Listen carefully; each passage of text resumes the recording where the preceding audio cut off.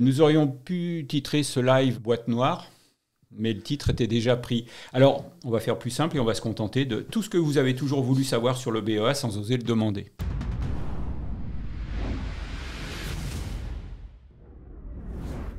Que vous soyez passionné d'aviation, professionnel du secteur ou simplement curieux, vous allez découvrir un univers aussi rigoureux que profondément humain. Et pour en parler, nous avons réuni un casting d'enfer.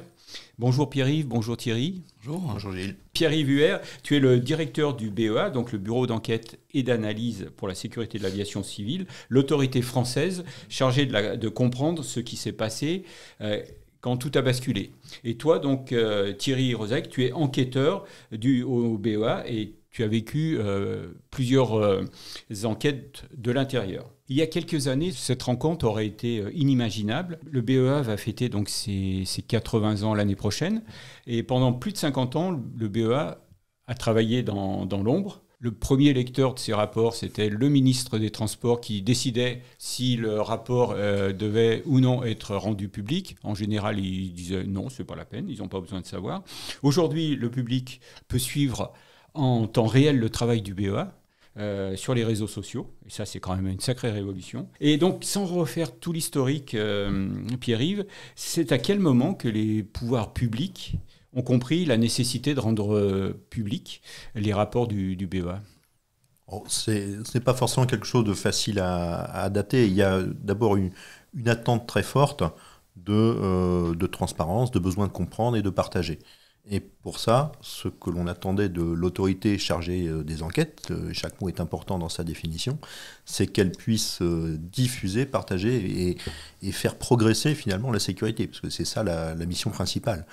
C'est même encore plus pour le BEA d'apporter un sens un peu positif dans un drame humain, dire que l'aviation a réussi à en tirer les conséquences et à apporter un peu de plus. Oui, qu'est-ce qu'on a compris pour éviter que ça se reproduise. Et ça passe forcément par de la publication, par une visibilité sur l'activité. Alors, la dater de manière précise, non, je ne pourrais pas dire on est passé de l'ombre à la lumière en telle année, mais on constate aujourd'hui qu'il y a une forte attente sur le sujet et on essaye d'aller toujours plus dans l'explication et les progrès de la sécurité. Est-ce que tu peux nous expliquer comment ça marche le BEA? Vous dépendez de qui? C'est quoi comme structure? Vous êtes combien? Le BEA, c'est l'autorité désignée par la France pour réaliser les enquêtes de sécurité. Je dis chaque mot est important là-dedans, autorité. On a des pouvoirs et une indépendance. Il faut que l'enquête soit indépendante. Alors indépendante de qui?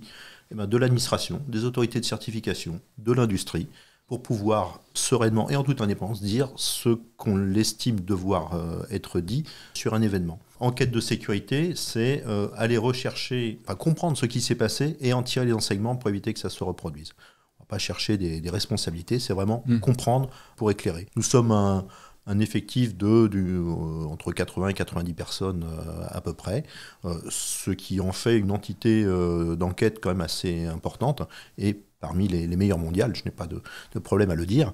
Ces enquêtes, on les fait en fonction du droit international qui demande des enquêtes, c'est l'OACI qui l'a prévu, des règlements européens aussi. Donc l'OACI, c'est l'Organisation mondiale de l'aviation civile qui a été créée juste à la sortie de la guerre. Et c'est effectivement plein de réglementations qui régissent le transport aérien sortent de l'OACI. Et c'est l'OACI aussi qui a insufflé ou demandé aux États de se doter d'organismes indépendants. Oui, tout à fait. C'est l'annexe 13 dont la première version a été publiée en 1951. La célèbre annexe 13. Et qui pour nous est un peu le livre de chevet, qui s'est considérablement enrichi, parce que la première version devait faire 14 pages, l'actuelle dépasse les 70. Donc on voit qu'on a beaucoup progressé dans le contenu, la précision et choses. Et c'est bien ce que demandait le droit international. Faites des enquêtes, publiez les rapports, et c'est comme ça que la sécurité va progresser avec une vision non punitive, c'est-à-dire qu'on recherche vraiment la participation de tous les acteurs pour comprendre ce qui s'est passé. On a besoin des industriels, on a besoin de l'exploitant, on a besoin des autorités de certification pour bien comprendre les événements. Il faut aussi que je précise que l'OACI indique qu'il faut qu'il y ait une enquête. Qui va la faire ? La première solution, c'est l'autorité du pays dans lequel se produit l'événement. Ça, donc si ça se produit en France, c'est le BEA qui dirigera l'enquête. Si ça se produit dans un autre pays, ce sera l'autorité de ce pays-là qui peut déléguer s'il veut, mais c'est quand même lui qui est formellement en charge. Si c'est dans une zone internationale, on l'a vu pour le Rio Paris par exemple, ça s'est produit dans une zone internationale, là on va aller chercher la nationalité de l'exploitant. En l'occurrence, c'est Air France. En l'occurrence, c'était Air France. Et si l'exploitant ne pouvait ou ne voulait pas, on ira chercher le pays de construction ou conception de l'aéronef. Donc là, c'était un Airbus. Et là, c'était un Airbus. 330. Donc, de toute façon, ça faisait quand même beaucoup pour que ce soit nous. Donc l'Airbus, un Airbus, quand il sort de Toulouse, de Hambourg, c'est quoi sa nationalité ? Alors, tous les Airbus sont réputés français. Tous ? Le siège d'Airbus est en France. Donc, même ceux qui sortent de... Le fait qu'ils soient assemblés à Hambourg ne change rien. En Chine, partout, c'est... Airbus égale français. D'accord, ok. Donc ça veut dire que chaque fois, vous êtes sur le pont, alors ? À chaque fois qu'il y a un avion ou un hélicoptère de conception, construction française, donc Airbus, ATR, Daher, Dassault, Airbus hélicoptère. En aviation légère et générale, il y en a aussi quelques autres. Alors, je ne vais pas tous les citer, ça mobiliserait un petit peu la parole, mais la France est un pays aéronautique et de ce fait, on est associé. On est associé donc à chaque enquête où l'avion est de conception, construction française ou si l'exploitant est français.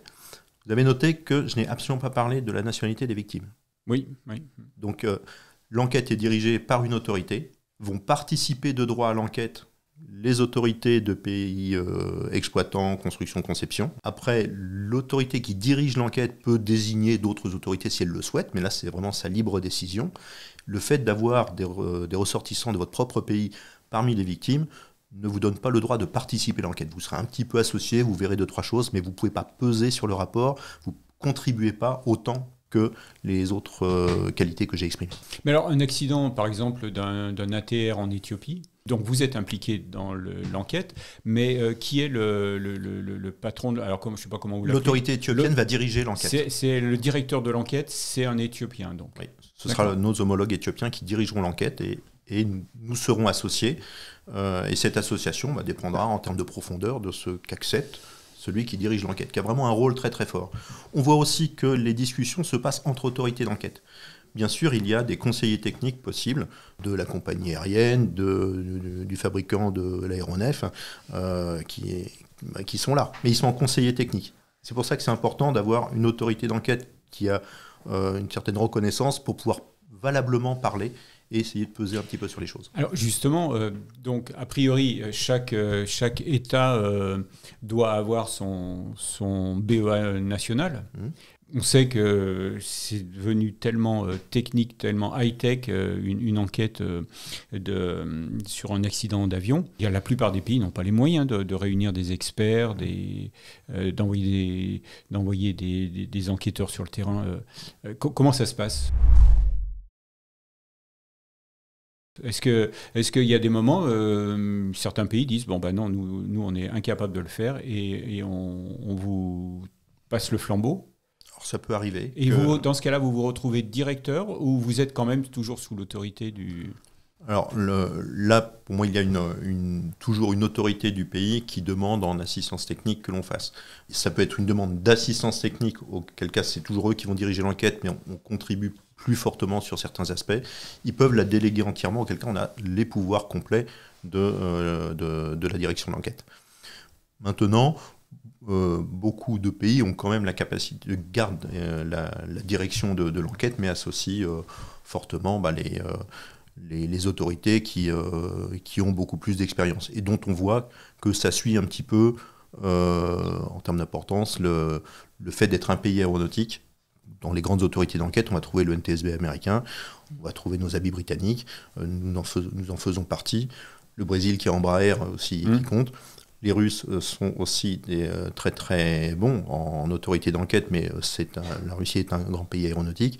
On voit que ça suit un petit peu ça. D'accord. Et alors du coup, comme vous êtes impliqué dans beaucoup d'enquêtes, combien d'enquêtes réalisez-vous chaque année ? Alors, retenez ces ordres de grandeur. Le BEA ouvre une centaine d'enquêtes par an. C'est-à-dire que ce sont des événements sur sol français et il décide d'ouvrir l'enquête qu'il va diriger et il participe à 250 enquêtes dirigées par des autorités étrangères. Alors, il n'y a pas autant d'accidents d'avion qui défraie la chronique. Fort heureusement, mais il y a des incidents, et parfois un incident sérieux, bien analysé, peut faire progresser la sécurité beaucoup plus qu'un accident lui-même. Et alors, vas-y Thierry, je t'en prie. Et même dans la définition des accidents, un Airbus qui casse son train d'atterrissage aux Philippines ne défrayera pas la chronique, mais sera classé en accident, et donc on participera à l'enquête. Donc quelle est la définition d'accident et d'incident en aéronautique ? Tout ça, c'est cadré dans les textes internationaux. On a parlé de l'annexe 13 de l'OACI, qui est un peu, comme disait Pierre-Yves, un peu notre Bible. Et ce qui est super important, c'est que c'est accepté par quasiment l'intégralité des pays dans le monde. Donc, les définitions, les règles sont standards pour tout le monde. Voilà. Et donc là-dedans, il y a des définitions relativement précises sur ce qui est un accident, sur ce qui est un incident grave, un incident. J'ai envie de dire que la limite entre incident et incident grave, des fois, elle peut être un peu floue. Pour résumer, un accident, y a des dommages importants sur l'aéronef et ou des blessures graves, voire fatales pour les occupants de l'avion. Donc c'est soit des dommages importants sur l'avion, soit des blessures importantes pour les occupants de l'avion. Tu disais donc un peu plus de 250 sollicitations par an. Donc est-ce que chaque fois, vous envoyez un enquêteur ? Ça dépend. Parfois, ça peut être une participation à distance. D'accord. Ou ça peut commencer à distance et finalement, il y a besoin de se déplacer. Il n'y a pas de règles strictes. On désigne un représentant accrédité, c'est le terme qui convient pour ça. Et puis ensuite, c'est en fonction de l'évolution de l'enquête que ça peut être juste par correspondance ou visio, sans déplacement sur place, ou besoin de se déplacer. Il y a le cas de la GoTeam, ce qu'on appelle. Donc c'est vraiment peu de temps après l'accident, il faut se rendre sur le site de l'accident. Alors là, sur les 250 à Crêpes, donc incident à l'étranger, c'est quand même relativement rare d'avoir une GoTeam. Et après, il y a, au fur et à mesure de l'enquête, où là, on peut avoir un déplacement chez l'autorité, donc du pays en question, voire des déplacements chez les industriels pour des examens techniques ou ce genre de choses. Donc il y a la GoTeam où, j'ai envie de dire, c'est plutôt rare, c'est toujours des accidents plutôt emblématiques. Et puis au fur et à mesure de l'enquête, où là, on peut avoir des déplacements et des rencontres avec nos homologues. D'accord. Alors avant de rentrer dans la chronologie d'une enquête, parce que je pense que c'est ça vraiment qui nous intéresse tous, entre autres, parce que là on est vraiment dans le concret. Pierre-Yves, tu n'es pas arrivé à la tête du BEA par hasard ? Non. Ça fait combien de temps que tu as pris cette fonction ? On se rapproche d'1 an et demi. Ouais. 1 an et demi, d'accord. Ouais. Et donc, toi, tu as fait ta carrière à la Direction générale de l'aviation civile, c'est ça ? Oui, essentiellement. Essentiellement. Tu aimes les avions ? J'aime les avions. J'ai eu la chance à la DGAC d'avoir différentes palettes de l'aviation, que ce soit à la navigation aérienne, que ce soit en opérationnel, que ce soit en direction technique, que ce soit à la direction de la sécurité. J'ai passé aussi quelques très belles années à m'occuper d'aviation légère et générale et hélicoptère.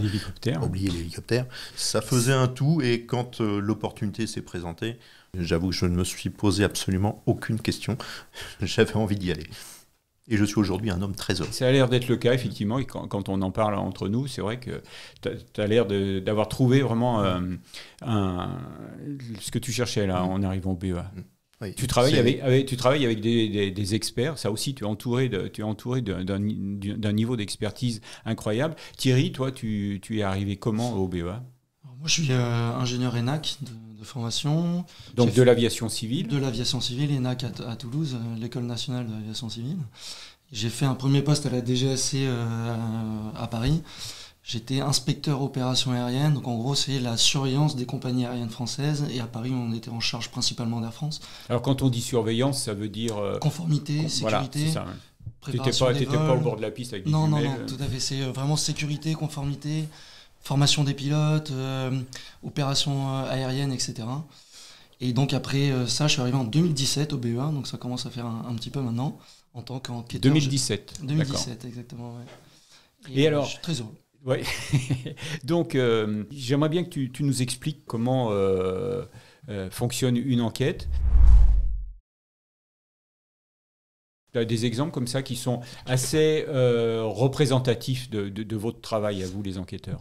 Ouais. Je pense peut-être un de mes derniers rapports qui vient d'être publié. Donc c'est un accident malheureusement mortel d'un Cessna 72 sur l'autoroute A4 à côté de Logne. Ah bah oui. Si je dis pas de bêtises, il me semble que c'est un dimanche que ça se passe. Oui, dimanche après-midi sur l'autoroute A4. Exactement. La préfecture a réagi. Donc ça donne une idée du contexte. Là, c'est j'ai envie de dire un événement un petit peu particulier. Tous les accidents ne sont pas sur l'autoroute A4. Ouais. Le dernier week-end de juin entre Disneyland et Paris. Mais on est prévenu donc le dimanche dans l'après-midi. Donc là, on parle d'un avion d'aéroclub avec 4 places et donc il y avait 4 personnes à bord, Alors, c'est ça? 3 personnes à bord. 3 là, personnes à bord, l'occurrence, d'accord. le pilote et les passagers. Et ses parents, ouais. En l'occurrence ses parents. Et du coup, alors nous au BEA, on a une permanence. Donc c'est 2 enquêteurs. Chaque semaine, du lundi au lundi, on a 2 enquêteurs. Moi j'en prends aussi. Du lundi au lundi, qui font la permanence. En fait, ils reçoivent toutes les notifications d'événements en France et à l'étranger. Qui est-ce qui vous adresse ces notifications? On a de tout, on a des gendarmes, on a du personnel de l'aviation civile, on a nos homologues, les autorités d'enquête à l'étranger. Donc là, il y a des procédures qui sont... Exactement, on a il y a des fiches réflexes de leur côté. C'est ça. Les tours de contrôle en font partie aussi. Et donc, ils ont le numéro de la permanence ou les emails. On reçoit pas mal de notifications par email. Donc là, vous êtes prévenu combien de temps après l'accident dans le cas? Alors, dans ce cas précis, peut-être pas dans la minute, mais dans les 30 minutes, on est au courant. Parce que là, ça va très vite. Et donc là, vous faites quoi alors? Et donc, la permanence... Ce qui est assez surprenant peut-être, c'est pas eux qui vont partir sur le site de l'accident, c'est eux qui vont organiser pour faire en sorte qu'on envoie une équipe du BEA. Et donc ils vont contacter les personnes qui sont dispo. On a un dimanche après-midi, donc faut voir. On a un petit roster entre nous pour savoir qui est prêt à partir à tel moment. Vous êtes combien d'enquêteurs potentiellement prêts à partir? Du moins, susceptibles de partir? On n'a pas de liste précise comme ça. En fait, chaque département pour investigation ou technique dresse la liste des personnes qui se sont déclarées disponibles. Et puis, en fonction aussi du plan de charge de chacun, de qui est là, qui n'est pas là, décide de les mobiliser. D'accord. Mais c'est une des caractéristiques de tout agent du BEA. Il faut être prêt à vivre avec son sac à portée de main et puis partir au coup de sifflet. Ah oui, ça fait partie des... C'est très, très rapide, donc, le déclenchement. Oui. Ça peut être très très rapide. Même pour une enquête, on est notifié d'une enquête à l'étranger ou qu'on a pu aussi voir si elle est importante dans les médias de toute façon. Quelqu'un peut très bien arriver gentiment le matin au BEA et puis la permanence est contactée et puis à 15h il se retrouve à Roissy à partir à l'autre bout du monde. Ça peut arriver. Donc combien de temps après vous êtes sur les lieux l'ordre d'idée, je ne te demande pas... Nous, en gros, donc, on est 2 collègues à partir. C'est un peu la Go Team, on va dire, un peu standard. Il y a un enquêteur du département investigation, on y reviendra peut-être un peu après, qui va être en charge de l'enquête notamment. Et je pars avec un collègue, ce qu'on appelle dans le jargon un épaviste. Donc c'est un enquêteur technique plutôt sur vraiment l'analyse des épaves, l'analyse des ruptures, les matériaux, etc. Et donc on part tous les 2. Là, il s'avère que l'accident a lieu sur l'autoroute. L'autoroute, elle est bloquée. Ça crée des bouchons. On est un dimanche après-midi, peu de temps avant l'été. Et donc vous n'avez pas de gyrophare? On n'a pas de gyrophare. Mais par contre, on sait que la gendarmerie des transports aériens va faire son enquête aussi de son côté. Et donc, on a des relations avec eux, des contacts un peu privilégiés. Donc, on les appelle pour se faire accompagner. D'accord, ouais. Et pour aller rapidement sur site. Parce que là, il y a 2 choses. Il y a aller rapidement sur site et il y a des pressions qu'on prend tous. Il faut libérer l'autoroute et donc libérer rapidement l'épave. Nous, on a fait en sorte au téléphone avec la permanence de sécuriser les lieux, de ne rien toucher. Et là, ça va être... Ne rien toucher, ça va jusqu'à dire laisser les victimes, si elles sont décédées, les laisser dans l'épave. Typiquement, ça là, peut aller jusque-là. Exactement, là, c'était le cas. Donc, ils avaient déjà prévenu les services légaux qui attendaient sur le côté. Le but, c'est de venir le plus vite possible, faire les premières constatations, on va dire photographier au maximum la scène, pour ensuite libérer l'autoroute. Là, ce qu'on a fait en l'occurrence, c'est on a fait des analyses préliminaires sur l'épave et on a ramené l'épave dans le hangar du BE1 pour pouvoir faire des examens complémentaires, mais sans pression, on va dire. D'accord. Et donc ça, je pense que 2 heures après l'accident, on était sur le lieu, sur l'autoroute. D'accord. Il y a ce besoin de toute façon d'arriver le plus vite possible par principe, même l'appellation GoTeam un peu l'illustre, tout simplement pour avoir le maximum d'éléments qui soient conformes à la situation au moment de l'accident. Même une pluie ou des chutes de neige peuvent modifier un petit peu la scène. Et c'est pour ça que c'est important d'arriver le plus vite possible. D'accord, oui. Et donc là, une fois que vous êtes sur place, vous faites les constatations, vous récupérez des éléments déjà, ou par exemple, je ne sais pas moi, un GPS ou des choses comme ça, ou vous ramassez toute l'épave et vous triez après? Alors, déjà, donc il y a la gendarmerie qui est sur place aussi, et il y a l'enquête judiciaire qui sera ouverte également. Je pense que Pierre va y revenir là-dessus. Ouais. Donc déjà, on n'opère pas tout seul et on fait en coordination avec eux. Typiquement, on a trouvé des appareils électroniques qu'on a pu exploiter par la suite. Alors quand tu parles d'appareils électroniques, la base c'est un téléphone. Un téléphone, un GPS voilà. À bord de l'avion, ce genre d'informations. D'accord. Plus aussi des éléments matériels, typiquement l'avion, le cockpit, les ailes. On fait un premier tri, donc on va mettre de côté les éléments sur lesquels on sait qu'on va aller plus loin, on va pouvoir les exploiter. Et après, on a rassemblé les autres éléments et on a tout ramené quand même au BE1. Avec un premier tri. Et donc moi j'ai eu la chance de visiter le BEA et d'aller dans votre hangar où vous avez quelques épaves. Donc là c'est le deuxième temps de l'enquête. Vous épluchez l'épave. Pour la transporter, cette épave, il a fallu la démonter. Alors oui, en partie aussi. Alors il y avait une aile qui s'était détachée aussi. En fait, là pour le coup, encore une fois, l'organisation judiciaire au sens large a quand même bien pris en charge les aspects logistiques. Encore une fois, on a l'autoroute A4 qui est bloquée. Donc on a eu des gros moyens mis à disposition avec des plateaux. Donc c'est des gros camions avec des grosses remorques, avec des grosses grues pour pouvoir manipuler les objets. Et donc ce convoi a été amené dès le soir même. D'accord, chez vous. Le lundi matin, vous avez commencé à travailler sur cette épave. Tout à fait. Qu'est-ce qui se passe là à ce moment-là? Et en fait, il y a plusieurs actions qui se mettent en place sur l'épave. Recueil de témoignages, les informations météorologiques, les informations sur le contrôle aérien, l'exploitation des données électroniques, s'il y en a. Et donc on a différentes activités, on peut dire ça comme ça, qui se lancent avec différentes compétences à la fois au BEA et potentiellement un peu en externe. Et puis ça va être notamment un des rôles de l'enquêteur désigné, de l'enquêteur en charge pour diriger l'enquête. Et de gérer ces différentes activités pour, comme on le disait, comprendre ce qui s'est passé et en tirer des enseignements de sécurité si besoin.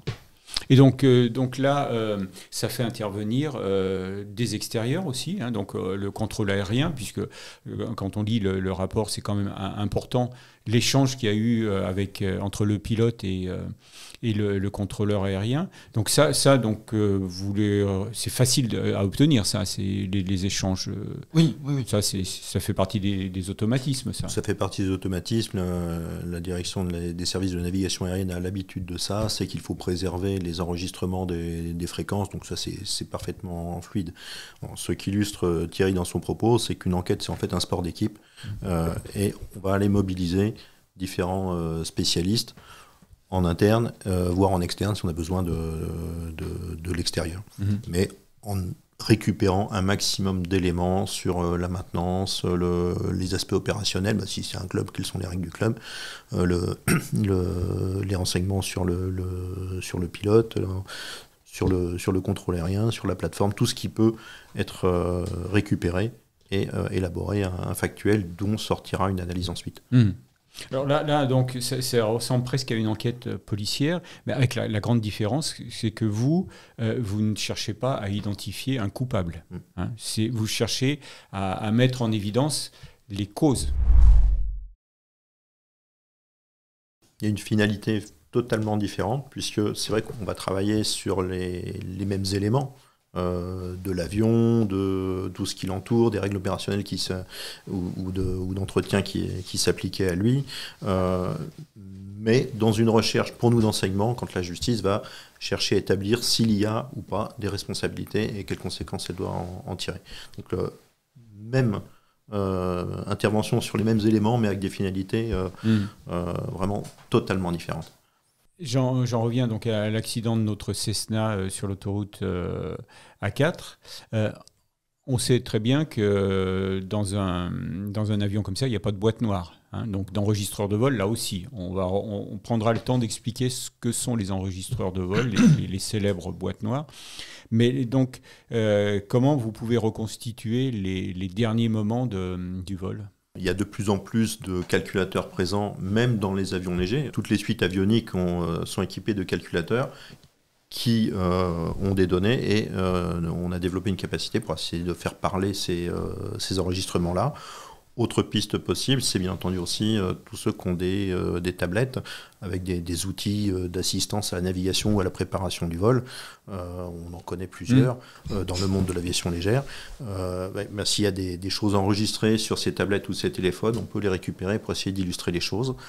On a eu, dans le cadre d'une enquête, on a fait même un appel à ceux qui avaient des vidéos, puisque c'était pendant un meeting aérien. Donc, on a demandé à ceux qui avaient des vidéos du meeting et avant l'accident s'ils pouvaient nous les envoyer. Donc des gens qui avaient filmé les évolutions. Et on a un laboratoire vidéo maintenant qui arrive à retravailler tout ça pour reconstituer une trajectoire, pour même à partir des sons, retraitement sonore, arriver à trouver des éléments sur le régime moteur de l'avion. C'est les laboratoires du BEA qui se sont spécialisés à partir d'une information brute, quelle que soit sa source, est-ce qu'on peut arriver à obtenir une information utile par rapport à l'analyse des faits. Parce que je me souviens également dans le crash du Ju-52 en Suisse. Donc le Ju-52, c'est un avion de collection, un avion qui datait de la Seconde Guerre mondiale, trimoteur. Et il y avait donc, c'était un voyage touristique à l'intérieur des montagnes suisses. Et bon, il s'est fait piéger, comme beaucoup de pilotes malheureusement se font piéger en montagne. Et donc l'avion s'est crashé. Et le jour où j'ai visité le BEA, la dernière fois, il y avait sur une table dans votre laboratoire une vingtaine de cartes SIM qui étaient les cartes des passagers. Et c'est grâce à ces cartes, je crois, que vous avez réussi à comprendre ce qui s'était passé à bord de cet avion qui, lui, n'avait pas d'enregistreur. C'est ça ? C'est tout à fait, c'est des collègues du coup du laboratoire avionique qui ont pu exploiter ces données en partenariat avec le bureau d'enquête suisse, hein, c'est sous leur direction. Sous leur direction, mais c'était votre expertise. Tout à fait, ça s'est fait chez nous et c'est les données qui ont été extraites et analysées.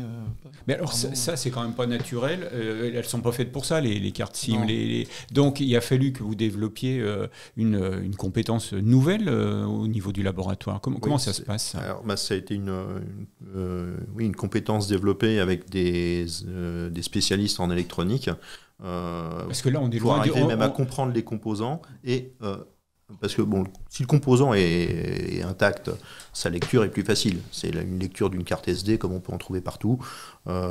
C'est pas trop compliqué. Vous récupérez un gros flux de 0 et de 1 alignés les uns à côté des autres. Il faut arriver à comprendre comment tout ça est codé, mais ça se récupère. Le BEA a lui développé aussi une capacité d'aller analyser le composant et s'il est abîmé par le choc, par le feu, par tout ce qu'on veut, comment, sans altérer le contenu, arriver à essayer de le lire.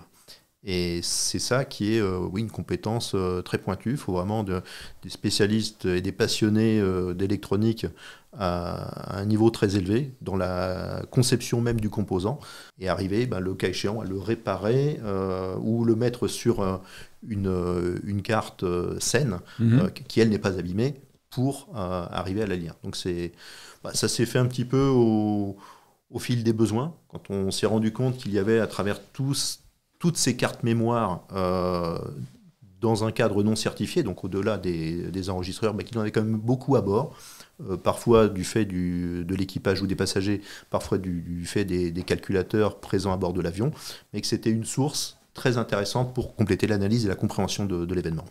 C'est des équipements qui ne sont pas faits pour les enquêtes, Bah oui. mais qui potentiellement enregistrent de la donnée. Et nous, on bénéficie de cette capacité-là pour essayer d'obtenir le maximum d'informations sur ce qui s'est passé. Il y a eu des cas où la trajectoire a été reconstituée à partir du récepteur FLARM qui était le FLARM, c'est...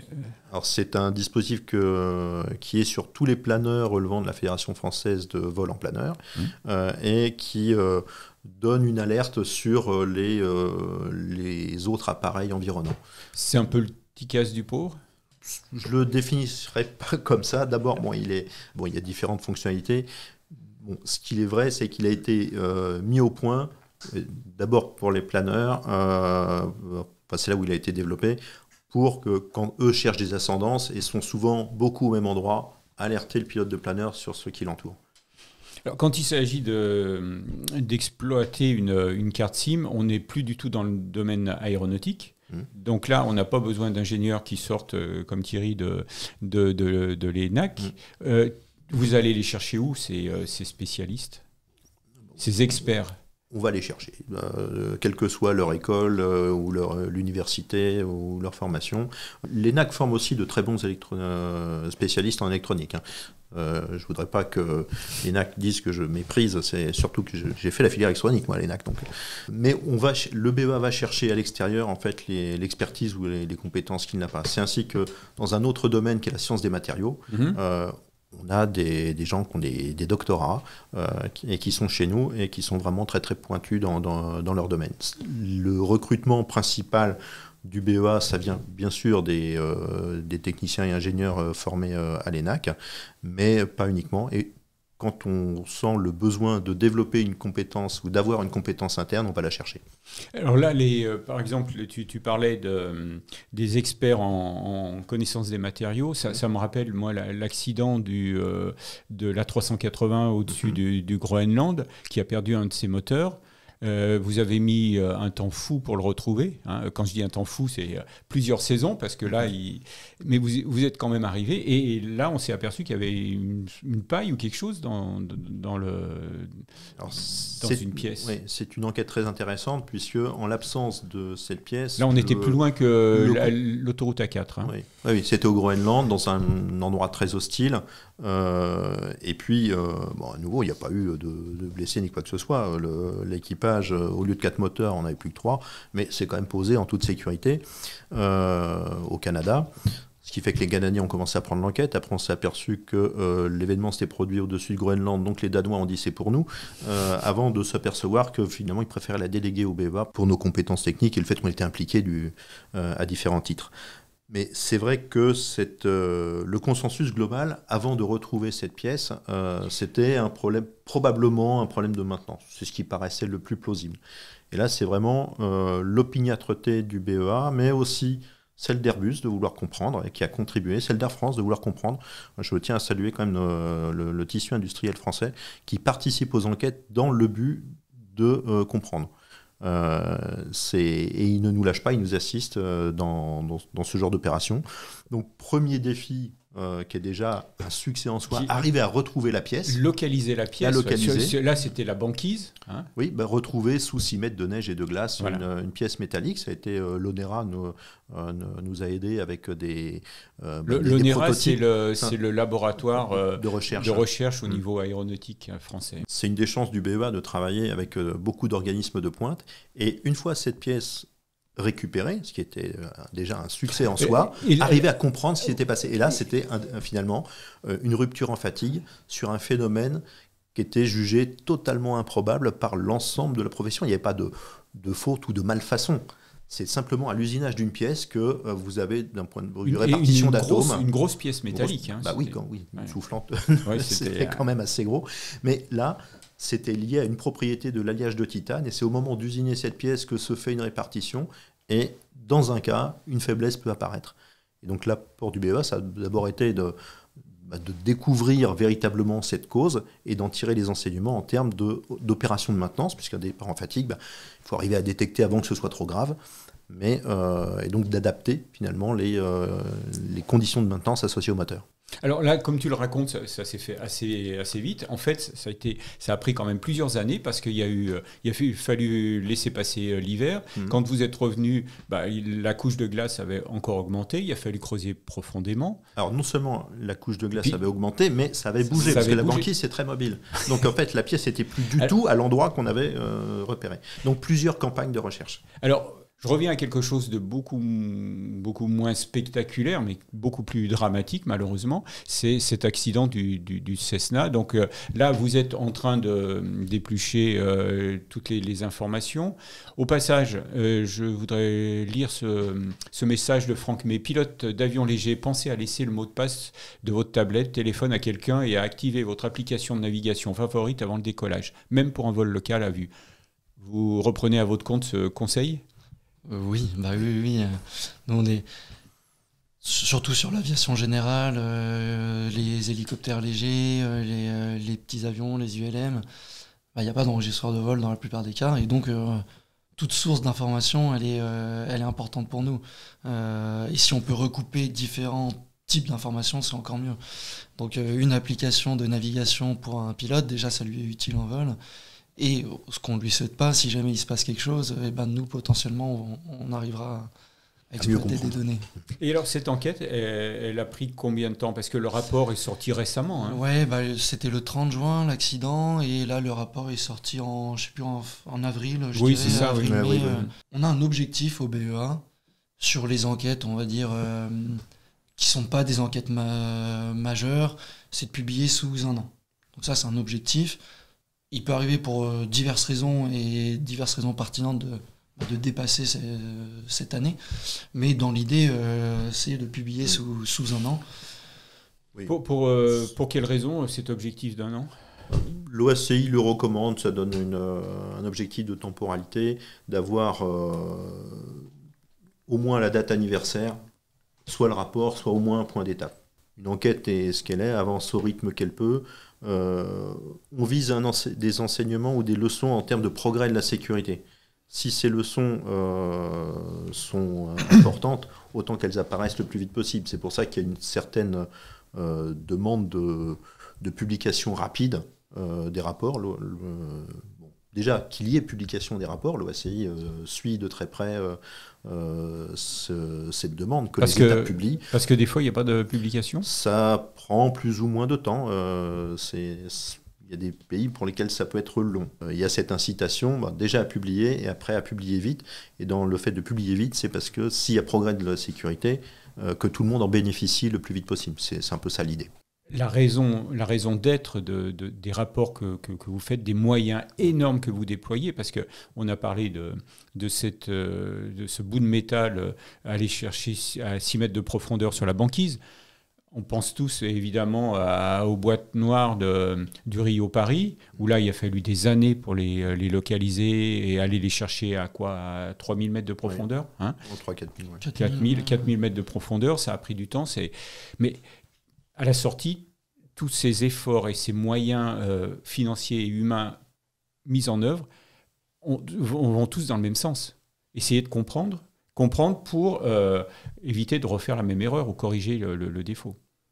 Oui, c'est bien ça l'objectif, d'éclairer, de comprendre et du coup de toucher aussi les parties concernées. Alors, les rapports ont leur structure, ils sont structurés par l'OACI, l'annexe 13 donne un plan type de chaque rapport, ce qui structure un petit peu une méthode de pensée, d'analyse, donc c'est plutôt bon au plan international, ça rend les choses un peu plus homogènes.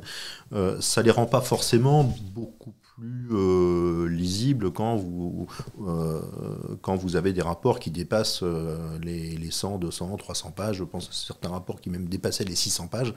Il faut digérer tout ça. Donc, au-delà du rapport qui est nécessaire, on va essayer chez nous de développer des incitations à lire ces rapports à travers des messages peut-être plus ciblés en disant mais pour vous opérationnel, pour vous école de formation, pour vous direction de sécurité des vols, qu'est-ce que ça signifie concrètement? Et donc quelque chose de plus court qui sera une invitation à lire le rapport. Et là, ça fait partie des travaux que l'on développe au sein du BEA avec l'ensemble des enquêteurs pour mieux toucher le public directement. Typiquement, on a plusieurs vecteurs là-dessus. Déjà, on fait aussi des vidéos sur YouTube. Oui. On a une petite série qui s'appelle les Lessons Learned, donc les enseignements de sécurité. On a aussi depuis quelques années maintenant, des bilans thématiques qu'on fait à la fois en aviation générale, aviation légère, mais aussi un peu plus récemment en transport aérien commercial, en transport public, en avion de ligne. Tu peux nous citer quelques exemples de thèmes comme ça que vous avez balayés ces dernières années? Là, typiquement, le dernier qu'on a sorti en transport aérien commercial, c'est le pilotage simultané sur des avions à commande de vol conventionnels. Typiquement, ça, chez Airbus, avec des mini-manches, potentiellement, les deux pilotes ne voient pas les actions des autres. Et il peut y avoir des dual input, donc du pilotage simultané. Et on va dire que dans la communication générale des pilotes, sur les avions à commande de vol conventionnels, avec un manche dans les mains, on se dit qu'on voit l'autre pilote bouger, et donc il ne va pas y avoir de pilotage simultané. En fait, on s'est rendu compte, nous, dans nos accidents, à la fois en France qu'on a enquêté, mais aussi avec nos participations à l'étranger, que ce soit sur des ATR typiquement et sur certaines enquêtes en France avec des Boeing, ce genre de choses, on s'est rendu compte que le pilotage simultané, il est aussi applicable sur des avions à commande de vol conventionnels. Et donc c'est un sujet qu'on a mis en avant donc sur notre site internet avec des références aux différentes enquêtes, aux différents rapports. Peut-être un autre exemple en aviation générale, peut-être plutôt, c'est un exemple classique, c'est les diminutions de puissance au décollage. Et avec, si je résume un peu l'enseignement, c'est en cas de problème moteur au décollage, atterrir devant, c'est vraiment ce qu'on enseigne dans les aéroclubs et c'est ce qui sauve des vies. Et lorsqu'on tente de faire un demi-tour pour revenir sur le terrain et que on décroche, on perd le contrôle, et là malheureusement ça se finit mal dans beaucoup plus de cas.